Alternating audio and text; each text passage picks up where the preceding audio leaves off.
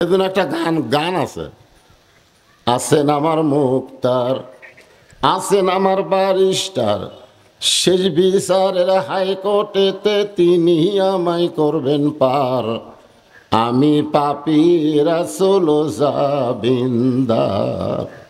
আল্লাহ যখন হাকিম হয়ে আমাদেরকে আসামি বানায় বিচার শুরু করবেন, ওই সময় আমাদের নবী উকিল হয়ে ব্যারিস্টার হয়ে আল্লাহর কাছে ওকালতি করে আমাদেরকে সুপারিশ করে জান্নাতে পৌঁছায় দিবেন।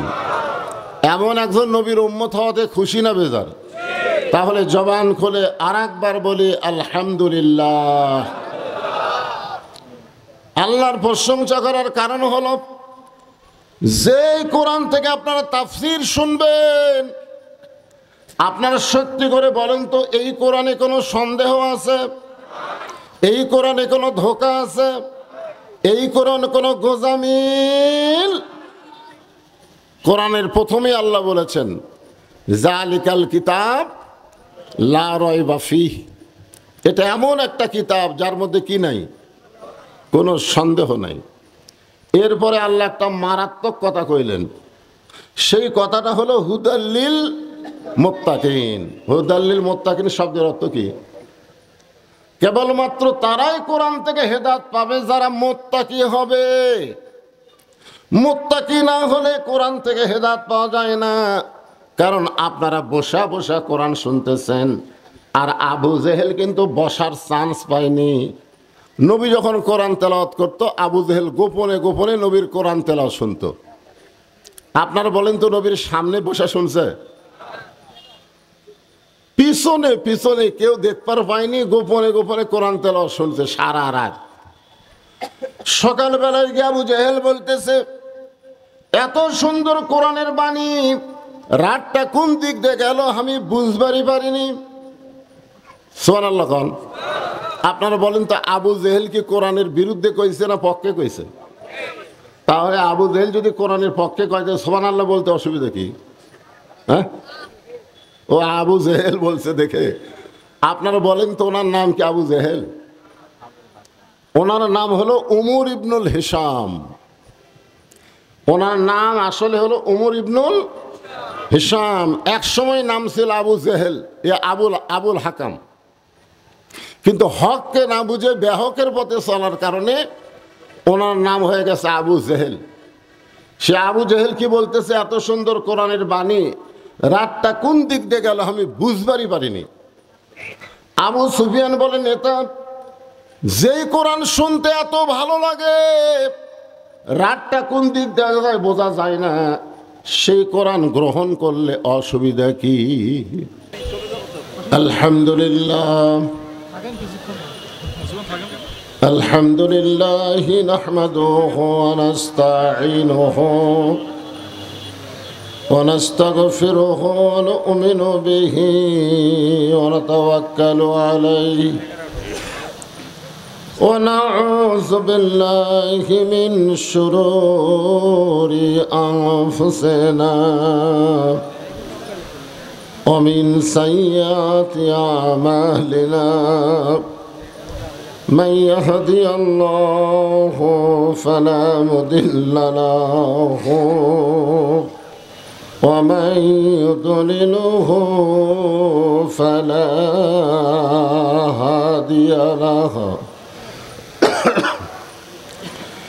সকলে জবান খুলে বলেন, আশহাদু আল্লা ইলাহা ইল্লাল্লাহু وحده لا شريك له وأشهد أن محمدا عبده ورسوله الذي أرسل رسوله بالحق بشيرا ونذيرا وداعيا إلى الله بإذنه وسراجا منيرا فقد قال الله تعالى في كلامه المجيد والفرقان الحميد জবান খুলে সকলে পড়েন আউযু বিল্লাহি মিনাশ শাইতানির রাজিম বিসমিল্লাহির রহমানির রহিম ইযা أصابتهم مصيبة قالوا إنا لله وإنا إليه راجعون إن الله وملائكته يصلون على النبي يا أيها الذين آمنوا صلوا عليه وسلموا تسليما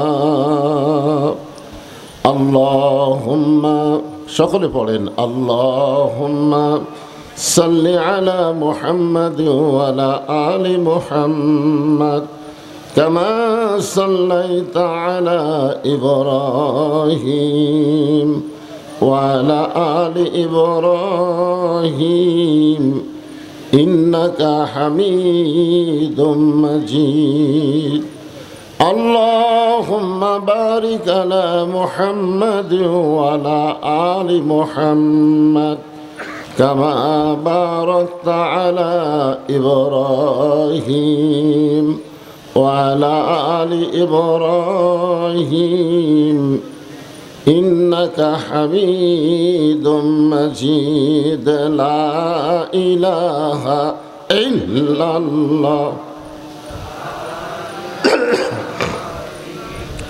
আল্লাহর জিকির করতে কোনো শরম আছে? তাহলে সকলে জবান খুলে লা ইলাহা ইল্লাল্লাহ লা ইলাহা চাঁদ সূরজ আর গ্রহ তারা আল্লাহ নামের পাগল পারা চাঁদ সূরজ আর গ্রহ তারা আল্লাহ নামের পাগল পারা আমার আল্লাহ নামের এতই দয়া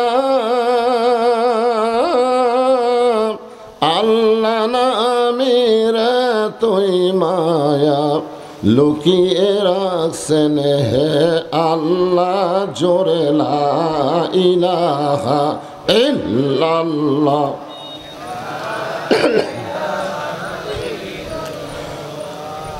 লা ইলাহা ইল্লাল্লাহ লা ইলাহা ইল্লাল্লাহ লা ইলাহা আল্লাহ রাসূল বলেছেন। কে বলেছেন? কোনো ব্যক্তি যদি সারা জীবন পাপ করে আর মৃত্যুর সময় এই কলেমার জিকির করতে করতে যদি মারা যায়, শুধু কলেমার জিকির জবানে জারি থাকার কারণে আল্লাহ তার জীবনের সব গুনাহ মাফ করে দেয়। তাহলে এই কলেমার জিকির করতে আপত্তি আছে? সবাই জবান খোলে লা ইলাহা ইল্লাল্লাহ লা ইলাহা ইল্লাল্লাহ লা ইলাহা ইল্লাল্লাহ লা ইলাহা ইল্লাল্লাহ লা ইলাহা ইল্লাল্লাহ লা ইলাহা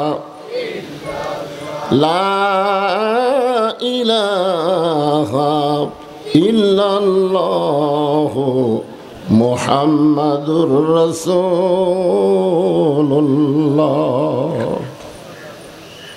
এই যে মুহাম্মদ রাসূলুল্লাহ আমরা সকলেই বললাম, বলার সাথে সাথে আমাদের কি বলা লাগবে? সাল্লাল্লাহু আলাইহি সাল্লাম। আপনি বসে আছেন, এই জায়গার নাম কি? সিরির বন্দরের মাহফিলে, বশির বন্দরের মাহফিলে, আর আপনার দরুদগুলো ফেরেশতারা রাসূলের রওজা মোবারকে পৌঁছায় দিল। আমি আপনি সকলে কি মদিনায় যাবার পারবো? কিন্তু আমাদের দরুদগুলো মদিনায় চলে যাবে। এই জন্যে নবীর নাম শোনার পরে কৃপণতা না করে জবান খুলে সবাইকে বলতে হবে সাল্লাল্লাহু আলাইহি ওয়াসাল্লাম। পর্দার অন্তরালে বসে বসে যারা আলোচনা শুনতেছেন তাদেরকেও শ্রদ্ধা জ্ঞাপন করে এই মুহূর্তে জানতে চাচ্ছি আপনারা সকলে কেমন আছেন? জি আলহামদুলিল্লাহ রাব্বিল আলামিন। যে আল্লাহ শারীরিক সুস্থতা দান করে মানসিক প্রশান্তি লাভের জন্য আজকের এই জান্নাতের বাগানে কবুল করলেন, আমরা সে আল্লাহর উপর খুশি না বেজার? তাহলে জবান খুলে সমস্বরে সবাই বলবো রব্বানা লাকাল হামদ হামদান কাসীরান তাইয়িবান মুবারাকান ফিহি। এখানে একটা কোরআন শরীফ দরকার তেজের উপরে। আজকে এই মুহূর্তে আমরা যার প্রশংসা করলাম তিনি হলেন আমাদের কে? আরো জোরে বলেন।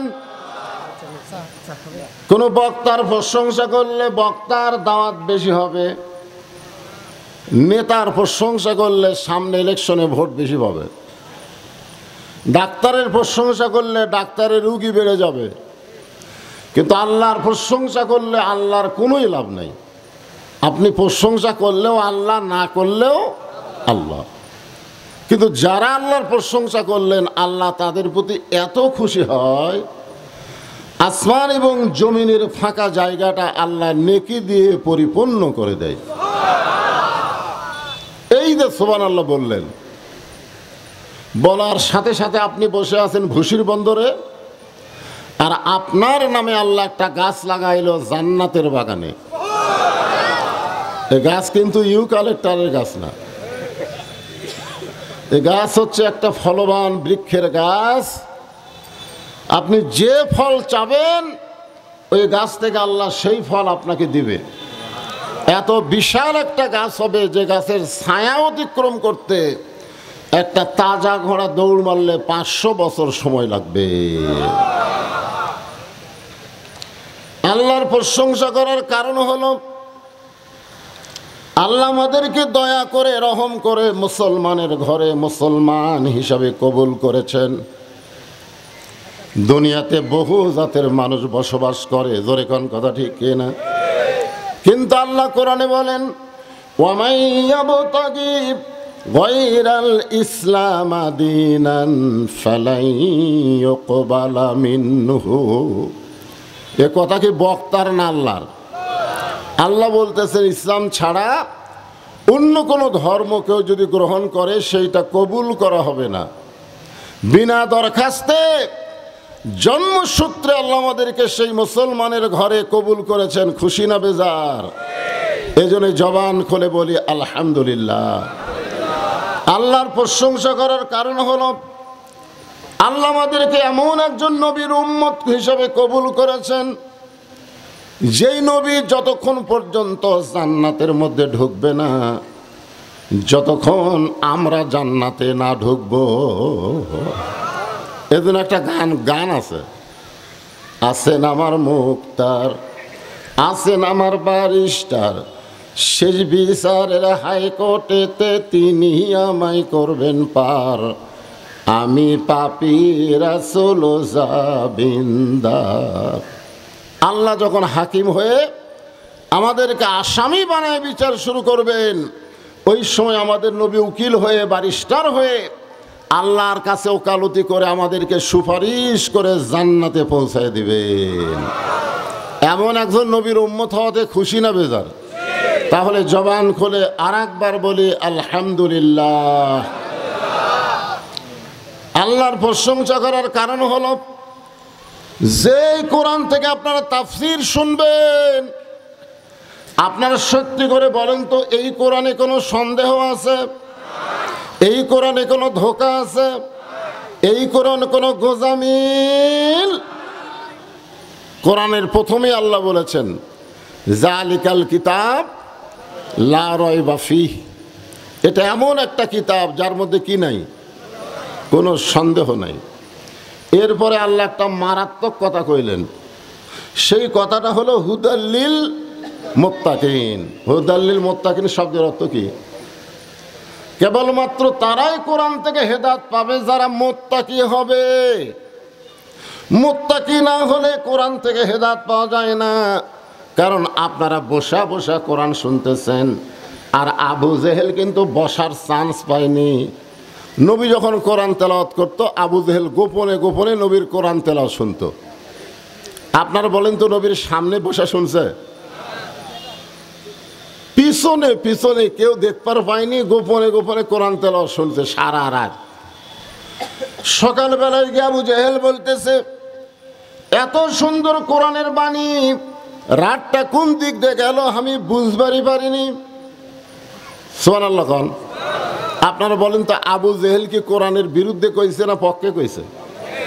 তাহলে আবু জেহেল যদি কোরআনের পক্ষে কয়, সুবহানাল্লাহ বলতে অসুবিধা কি? হ্যাঁ, ও আবু জেহেল বলছে দেখে। আপনারা বলেন তো, ওনার নাম কি আবু জেহেল? ওনার নাম হলো উমর ইবনুল হিশাম। ওনার নাম আসলে হলো উমর ইবনুল হিশাম। এক সময় নাম ছিল আবু জেহেল, এ আবুল হাকাম। কিন্তু হককে না বুঝে বেহকের পথে চলার কারণে ওনার নাম হয়ে গেছে আবু জেহেল। সে আবু জেহেল কি বলতেছে, এত সুন্দর কোরআনের বাণী, রাতটা কোন দিক দিয়ে গেল আমি বুঝবারই পারিনি। আবু সুফিয়ান বলেন, নেতা, যেই কোরআন শুনতে এত ভালো লাগে, রাতটা কোন দিক দিয়ে যায় বোঝা যায় না, সেই কোরআন গ্রহণ করলে অসুবিধা কি? মারাত্মক কথা। যে কোরআন শুনতে এত ভালো লাগে, সেই কোরআন ধরলে অসুবিধা কি? আজকে বাংলাদেশের অনেক মুসলমান কোরআনের তাফসীর শোনে, কোরআনের ওয়াজ শোনে, কিন্তু বাস্তবে আল্লাহর কোরআনকে স্পর্শ করে না। জোরে কোন কথা ঠিক কি না? খালি হইচই করলে হবে না ভাই। এই কোরআনকে স্পর্শ করবার গেলে সমস্যা আছে। আল্লাহ বলেছেন লা ইয়ামাসসুহু ইল্লাল মুতাহহারুন। ততক্ষণ পর্যন্ত তুমি কোরআন স্পর্শ করতে পারবা না যতক্ষণ পর্যন্ত তুমি পবিত্র না হবা। যেই কোরআন ধরতে গেলে পবিত্র হতে হয়, সেই কোরআন গ্রহণ করলে মানুষ কত ভালো হবে। কোরআনের মাহফিল আমাদের জানার অধিকার আছে না নাই? জোরে কোন আছে না নাই? আল্লাহর নবীর সবচাইতে বড় শত্রু কিন্তু আবু জেহেল ছিল না। সবচাইতে বড় শত্রুর নাম হলো উমর। আপনারা খেয়াল করবেন, আবু জেহেল নবীকে মারার পরিকল্পনা করছে, কিন্তু সরাসরি মারবার যায়নি, গেছে। কিন্তু উমর ফারুক সরাসরি আল্লাহর নবীকে হত্যা করার জন্য নাঙ্গা তরবারি হাতে নিছে। আপনারা বলেন তো, যেই মানুষটা সরাসরি নবীকে হত্যা করার জন্য রাস্তা নিল, সেই মানুষটা পৃথিবীর সবচাইতে ভালো মানুষ হয়ে গেল কিসের কারণে? আরো জোরে বলেন। হ্যাঁ, আমাদের বাংলাদেশের নেতারা যারা বাংলাদেশের নেতৃত্ব দিতে চায়, তারা যদি আল্লাহর কোরআনকে গ্রহণ করে, বাংলাদেশে এরকম থাকবে না। এই বাংলাদেশ সোনার বাংলাদেশ গড়ে উঠবে। জোরে কোন কথা ঠিক কিনা? হ্যাঁ, ওমর ফারুক কোরআনের পরশে এমন ভালো হয়ে গেলেন, এক সময় আল্লাহ তাআলা কোরআনের কারণে তাকে অর্ধ পৃথিবীর খলিফা বানাই দিলেন। এ বাংলাদেশের মতন 96টা, কয়টা? আমাদের বাংলাদেশের মতন 96টা দেশের খলিফা হচ্ছে হযরত ওমর। দেখেন আল্লাহর কোরআনের কারণে কেমন ভালো মানুষ হয়েছে। একটা দৃষ্টান্ত শোনেন। হযরত ওমর জুমার দিনে মসজিদে খুতবা দিচ্ছেন। জোরে কোন কি দিচ্ছেন? খুতবা দিচ্ছেন। এমন সময় মাঝখান থেকে এক সাহাবী দাঁড়িয়ে বলতেছে, আমির আল মুমিনিন, আপনার খুতবা শুনবো না।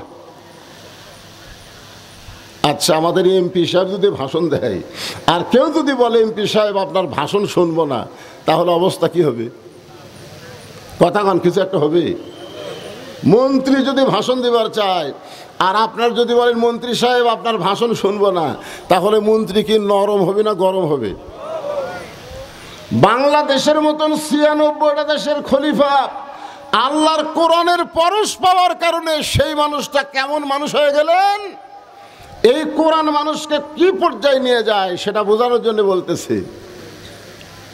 ওমর ফারুক নরম হয়ে বললেন, ভাই আমার ভাষণ শুনবা না কেন? আমার অপরাধ কি? লোকটা বলতেছে, আমাদেরকে খাটো পাঞ্জাবি দিয়ে আপনি লম্বা জুব্বা পরে খুতবা দিচ্ছেন, যতক্ষণ আপনার লম্বা জুব্বার কাহিনী না বলবেন ততক্ষণ আপনার খুতবা আমরা শুনব। আমাদের ভোট নিয়ে আপনি ঢাকায় 5তলা বাড়ি বানালেন, ভোটের আগে আপনি কি ছিলেন আর নেতা হওয়ার পরে আপনি কি হলেন? এই কথা কোনদিন বলবার পারছেন? তো আমাদেরকে খাটো পাঞ্জাবি দিয়ে আপনি লম্বা জুব্বা পরে খুতবা দিচ্ছেন, এই লম্বা জুব্বার কাহিনী না বলা পর্যন্ত আপনার খুতবা শুনবো না। সমস্ত সাহাবী মাথা নিচু করে আছে। এমন সময় আব্দুল্লাহ ইবনে ওমর 6 লক্ষ হাদিসের হাফেজ, আবার 30 পারা কোরআনের হাফেজ। সুবহানাল্লাহ খান। নেতার বেটা কি পাস? এই নেতার বেটা কি পাস? অর্ধ পৃথিবীর খলিফার সন্তান কি pass? MA pass, doctorate.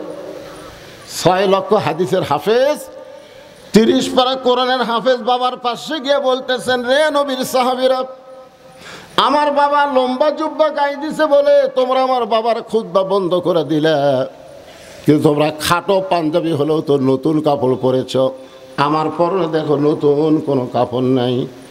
Osman Gani বলে, আব্দুল্লাহ আজকে জুমার দিনে নতুন কাপড় না পরে তুমি পুরাতন কাপড় পরে কেন নামাজ পড়তে আইছ? আমি যদি নতুন কাপড় পরতাম তাহলে আমার বাবার জুব্বা লম্বা হতো না। আমি যদি নতুন কাপড় পরতাম তাহলে আমার বাবার জুব্বা কি হতো না? তোমরা সবাই যখন ঘুমায় যাও, রে নবীর সাহাবীরা শোনো, তোমরা সবাই যখন ঘুমায় যাও, এমন সময় আমার বাবা চোরের মতন চুপি চুপি রাত্রেবেলা মানুষের দুঃখ কষ্ট দেখে। একদিন ঘুম থেকে চেতন পায়, দেখে মা আমার দরজায় দাঁড়িয়ে আছে। আমি আব্দুল্লাহ মাকে বললাম, মা এত রাত্রে দরজায় দাঁড়িয়ে আছেন কেন? মা বলতেছে, তোমার বাবা মানুষের দুঃখ কষ্ট দেখার জন্য ছদ্মবেশে মদিনার অলিগলি ঘুরতেছে। অলিগলি ঘুরতে গিয়ে কি দেখতেছে? অর্ধ পৃথিবীর খলিফা মদিনার মরুভূমিতে তাঁবু টাঙ্গায়া, সেই তাঁবুর মধ্যে 2টা বাচ্চা মা মা বলে কাঁদতেছে, আর বাচ্চা বলতেছে, মা বলতেছে গোশত সিদ্ধ হলেই তোমাদেরকে খাবার দেব। ওমর ফারুক আশ্চর্য হয়ে গেলেন। দুম্বার গোশত হলে বড় জোর 8 ঘন্টা লাগবে, উটের গোশত হলো বড় জোর 1 ঘন্টা লাগবে, কিন্তু এত গভীর রাত হয়ে গেল এখন পর্যন্ত গোশত সিদ্ধ হয় না কেন? ওমর ফারুক তাঁবুর কাছে গিয়ে বললেন, মা তোমার অন্তরে কি তোমার সন্তানের দয়া নেই? তোমার সন্তানগুলো ক্ষুধার জ্বালায় কান্দে, আর এখন পর্যন্ত তোমার গোশত সিদ্ধ হয় না। মেয়েটা বলে, পথিক বর্তমানে মা হয়ে আমি যে বিপদে পড়েছি, আমার কষ্ট আল্লাহও দেখতেছে না, তোমার রাস্তা দিয়ে তুমি চলে যাও। আমার বাড়ি হলো ইয়ামিন দেশে। আমি গতকাল বিকালবেলা খলিফা ওমরের দরবারে ঢুকছিলাম, কিন্তু এত মানুষের ভিড় আমি খলিফার দরবারে ঢুকতে পারলাম না। আজকে রাতের বেলা মরুভূমির মধ্যে তাঁবু টাঙ্গাইছি। আমি মনে মনে সিদ্ধান্ত নিয়েছি সকালবেলায় ওমর ফারুকের দরবারে যাব, কিন্তু আমার 2টা বাচ্চা ক্ষুধার জ্বালায় খালি কাঁদতেছে, এখন ওদের কান্না বন্ধ করার জন্যে পাতিলের তলে পাথর আর পানি দিয়ে তার তলে আগুন জ্বলাইয়া আমি বলতেছি গোস্ত সিদ্ধ হলেই তোমাদের খাবার দিব। আমার দুইটা সন্তানের এত ক্ষুধা লাগছে, ওরার কান্না বন্ধ করে না। আমার মনে হয় আজকে রাত আমার সন্তানগুলো আর বাঁচবে না। সঙ্গে সঙ্গে হযরত ওমর বলে, মা একটু ধৈর্য ধরো, একটু ধৈর্য ধরো। অর্ধ পৃথিবীর খলিফা এক দৌড়ে বাইতুল মালের দরজায় গেলেন, ডাক দিলেন, আসলাম এক বস্তা খাবার আমার মাথায় উঠায় দে। আসলাম বলতেছে, আমি চাকর, আপনি হলেন খলিফা, কোথায় বস্তা নিয়ে যাওয়া লাগবে বলেন। ওমর ফারুক বলতেছে, রে আসলাম, একজনের পাপের বোঝা আর একজন কেউ মাথায় নেবে না, দিয়ে আমার মাথায় উঠায় দে। খাবার বস্তার মাথায় নিয়ে হযরত ওমর এত জোরে দৌড় মারতেছেন, পিছন দিক থেকে আসলাম চিল্লায় বলে, আমিরুল মুমিনিন, এত ওজনের বস্তা নিয়ে আপনি পড়ে যাবেন। ওমর ফারুক বলে, আসলাম, পড়ে যাওয়ার কষ্ট সহ্য করা যাবে, কিন্তু সময় মতো যদি জায়গায় যাবার না পারি, এই ওমরকে জাহান্নামের আগুন দিয়ে আল্লাহ পুড়ায় ফেলবে। এক দৌড়ে তাবুর কাছে গিয়ে বললেন, মা এই আটার বস্তা থেকে হালুয়া রুটি তৈরি করো।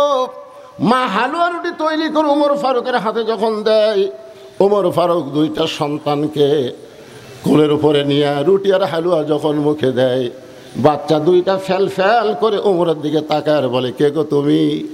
আমাদের বাবা মারা গেছে, আমরা বাবার দরদ পাইনি, আজকে গভীর রাত্রি তুমি বাবার মতন দরদ দিয়ে আমাদের ক্ষুধার্ত মুখে রুটি তুলে দাও, হালুয়া তুলে দাও, তুমি কে গো? ওমর ফারুক চোখের পানি বের করে বলে, আল্লাহ, এ অধমকে তুমি জাহান্নামের আগুন থেকে বাঁচায় দাও। মা বলতেছে, তুমি পাগল নাকি? তুমি জাহান্নামের আগুন থেকে বাঁচতে চাও, তার মানে কি? তুমি এত ভালো মানুষ, উমর যদি খলিফা না হইয়া আল্লাহ তোমাকে মদিনার খলিফা বানাইতো, তাহলে মদিনা আল্লাহর জান্নাত হয়ে যেত। আব্দুল্লাহ বলতে, সাবিরা রে, তোমরা যখন সবাই ঘুমায় আসো, তখন আমার বাবা আমার দরজা দিয়ে ডাকতেছে, আব্দুল্লাহ, কে রে আব্দুল্লাহ? আমি দরজা খুলে তাকাই দেখি বাবা একটা নতুন কাপড় নিয়ে দাঁড়ায় আছে। আমি খুশি হয়ে বললাম, বাবা বাইতুল মাল থেকে এক জোড়া কাপড় আমাকে দিছে, আবার গভীর রাত্রে আর একটা কাপড় দিবে রাইছেন। আসলে নেতার বেটা হওয়ার মধ্যে লাভ আছে, জোরে কান কি আছে? বাইতুল মাল থেকে আমার একটা কি দিছে? একটা দিছে, আবার গভীর রাত্রে আপনি আর একটা দিবে রাইছেন।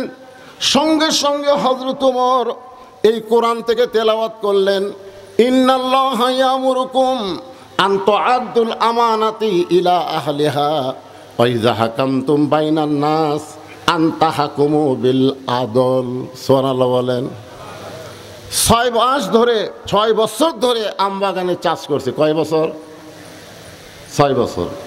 জ্যৈষ্ঠ মাসে দেখতে গেছে আম পাকছে কিনা, যা দেখে গাছের ডালে বসে ছোট্ট একটা বাচ্চা পাকা আম পাড়তেছে আর ব্যাগের মধ্যে তুলতেছে। বাগানের মালিক বলে, আমি খাইনি, আমার পরিবারের কেউ খায় নাই, আর তুই আমার গাছে চড়ে আম পাড়তেছিস, তোর বাপকে গিয়ে বিচার দিব। ছেলে খালি মুচকে মুচকে হাসে। বাগানের মালিক বলে, হাসিস কেন? বলে, আমার বাবা কোথায় গিয়ে বিচার দিবেন, আমার বাবাও তো আর এক গাছে চড়ছে। তাকায় দেখে ওর বাপ খালি আম পাড়ে আর বস্তা ভরায়।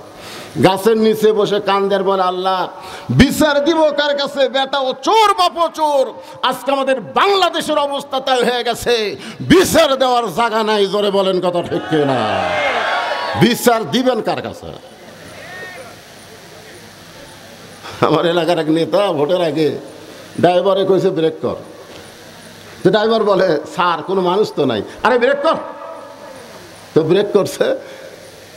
নেতা সাহেব গাড়ি থেকে নামার পরে দেখে একটা ফকির। নেতা সালাম দেয়, আসসালামু আলাইকুম চাচা, কেমন আছেন? ফকির খালি এরকম তাকায়। নেতা বলে, চাচা আপনাকে সালাম দিলাম, আপনি ওদিকে তাকাতেই করেন। বললাম, ভিক্ষা করে খাই বাবা।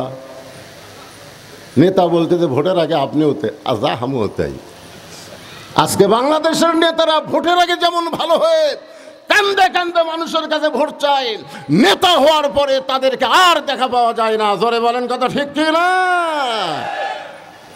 ইন্নাল্লাহা ইয়ামুরুকুম আন তুআদ্দুল আমানাতি ইলা আহলিহা ওয়া ইযা হাকামতুম বাইনান নাস আন তাহকুমু বিল আদল।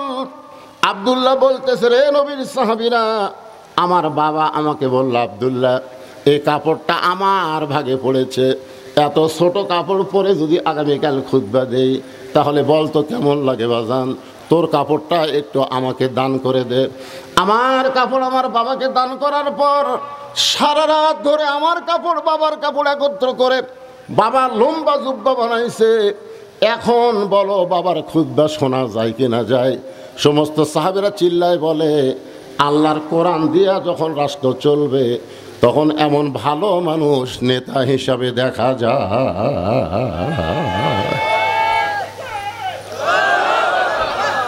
আমি এই বিষয়কে সামনে নিয়ে একটা আয়াত তেলাওয়াত করছি। আমাদের বগুড়াতে মানুষ যখন মরে যায় বুঝলেন, তখন এই আয়াত সবাই পড়ে।